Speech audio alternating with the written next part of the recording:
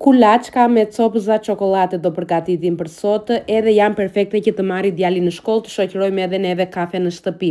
Tani si shikoni unë hodha afërsisht gjysmë kile miell se i bëra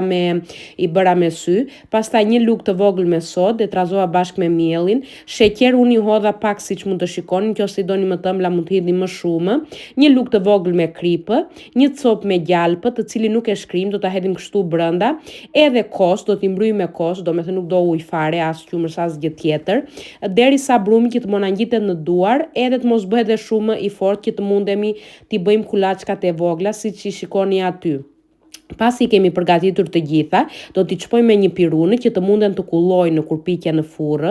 edhe para se t'i vendosim në furrë, unë hodha edhe disa copëza çokolate nga lartë, se djalit i pëlqejnë shumë, edhe i duken si cookies, sa t'i blej ato të gatshme nga supermarketi, ja përgatit aty në shtëpi, janë shumë të shëndetshme, e di se çka më hedh brenda, edhe nuk kanë 500 gjëra që nuk janë të mira për shëndetin. Tani, pasi i vendos të gjitha këto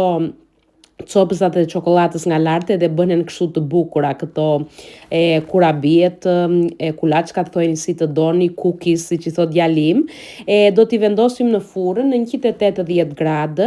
edhe do përpiqemi që të mos e hapim derën e furrës të sobës, që të mos na çfryen kulaçkat me që kanë sodë brenda.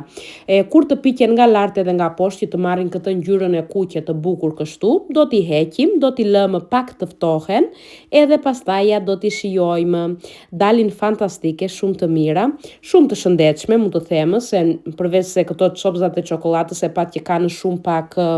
sheqer, as edhe një gjë tjetër, edhe janë perfekte edhe për fëmijët, edhe për neve të rriturit. Provojni edhe më thoni nëse u pëlqeu kjo recetë, të kaloni sa më bukur.